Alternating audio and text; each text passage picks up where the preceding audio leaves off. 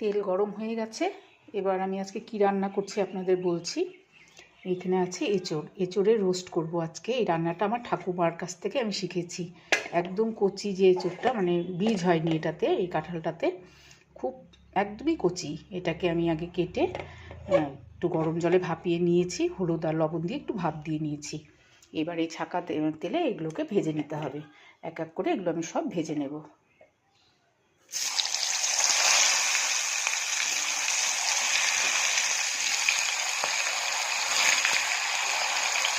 এই রান্নাটা খেতে কিন্তু দারুণ হয়। নিরামিষও করা যায়, আবার পেঁয়াজ রসুন দিয়েও করা যায়, তবে আমি আজকে নিরামিষ করে করব। এগুলো ভাজা হয়ে গিয়েছে, দেখুন এইরকম লাল লাল ভেজে নিতে হবে। এগুলোকে এখন আমি তুলে নেব।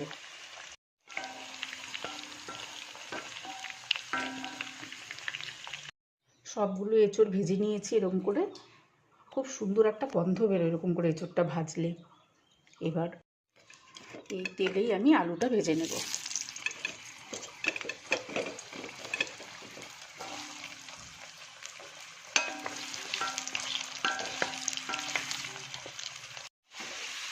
আলুগুলো লাল করে ভাজা হয়ে গেছে, লাল লাল হয়ে গেছে। এবার আমি এগুলো তুলে নেব। আলু আর এঁচোড় ভেজে তুলে রেখেছি। এবার আমি বাদবাকি রান্নাটা করব। কড়াইতে দিয়ে দিচ্ছি সর্ষের তেল। এবার দিয়ে দেব ফোড়নে গোটা জিরে, গরম মশলা, শুকনো লঙ্কা, তেজপাতা।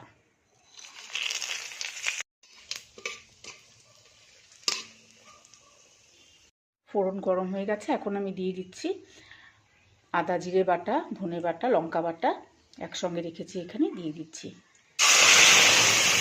মশলার বাটিটা ধুয়ে একটু জল দিয়ে দিচ্ছি। যেহেতু আমি গুঁড়ো মশলা ব্যবহার করেছি, ধনে গুঁড়ো, জিরে গুঁড়ো, একটু লঙ্কার গুঁড়ো আর আদা কাঁচা লঙ্কাটা বেটে নিয়েছি।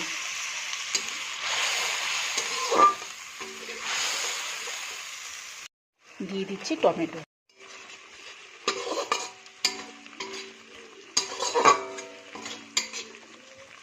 এবার দেবো পরিমাণ মতো হলুদ, স্বাদ মতো লবণ, লাগলে আবার পরে টেস্ট করে দেবো। ভালো করে মশলাটা কষিয়ে নেব। মশলা কিছুটা কষানো হয়ে গেছে, পুরোপুরি কষানো হয়নি। এখন আমি দিয়ে দেবো ভেজে রাখা আলুগুলো, কারণ আলুটা তো আমি আগে সেদ্ধ করে নিইনি, শুধু ভেজেছি তেলে আলু, সেই জন্য আলুটা একটু আগেই দিয়ে দিলাম।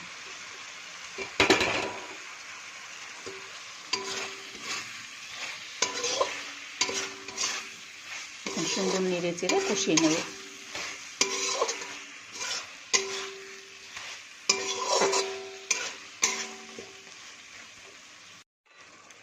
আলুটা কষানো হচ্ছে। আমার ঠাকুমা যখন এই রান্নাটা করতো, এই ছোটো আলু দিয়ে করতো। ছোটো আলু সেদ্ধ করে নিয়ে ভেজে তারপর রান্নাটা করতো। সেই খড়ি উনুনের পাশে বসে বয়ম ভর্তি সর্ষের তেল নিয়ে ছাঁকা তেলে ভেজে, সেই দারুণ দৃশ্য। যেমন রান্না সুন্দর দেখতে লাগতো, আবার খেতেও তেমনি টেস্ট হতো। আমার হাতে তো আর ঠাকুমার হাতের মতো টেস্ট হবে না, তবুও করছি। মনে পড়ে সেই দিনগুলো খুব।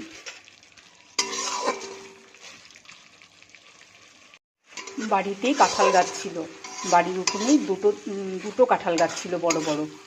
তো বাড়ির গাছের এঁচোড় দিয়েই রান্না হতো সেটা। আমার ঠাকুমাকে আমি আবার কর্তা বলতাম, যে কর্তা কী রান্না করছো, কী রান্না করবে? তখন বলতো কাঁঠালের রোস্ট করবো, দাঁড়া তোদের আজকে রোস্ট খাওয়াবো।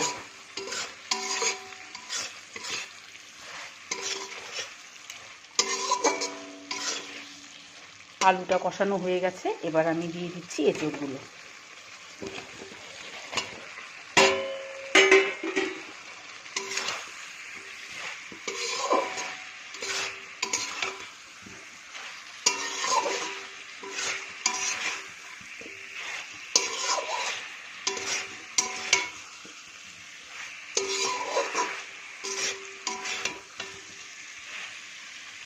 কষানো হয়ে গিয়েছে।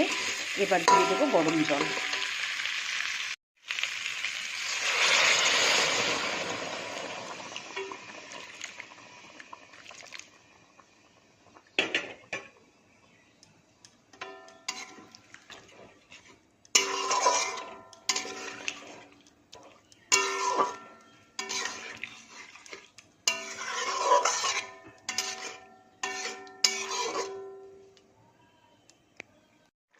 ঝোল ফুটে গেছে, এবার দিয়ে দিচ্ছি একটু মিষ্টি। আমি রান্নাতে সুগার ফ্রি ব্যবহার করি, অনেকে জানতে চেয়েছিলেন তাই বলে দিলাম।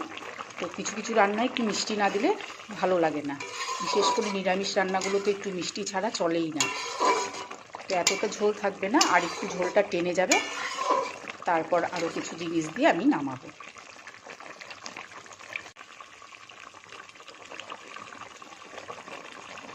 এখন দিয়ে দেবো গরম মশলা।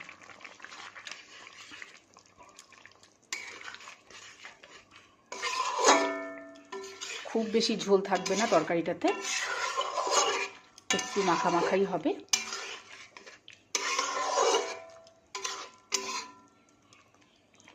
এবার দিয়ে দিচ্ছি একটু ঘি। নিরামিষ রান্নায় একটু ঘি গরম মশলা দিয়ে রান্না করলে ডালনা জাতীয় জিনিসগুলো যে কোনো খুব ভালো লাগে।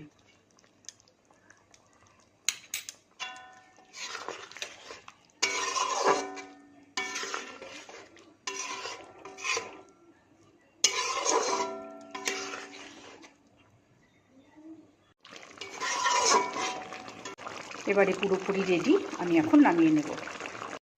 তৈরি হয়ে গেল সম্পূর্ণ নিরামিষভাবে করা কচি এঁচোড়ের রোস্ট। একদম কচি ছিল এঁচোড়টা। তো আমার রান্নাটা কেমন লাগলো অবশ্যই জানাবেন। আজকের মতো এই পর্যন্তই। সবাই ভালো থাকবেন।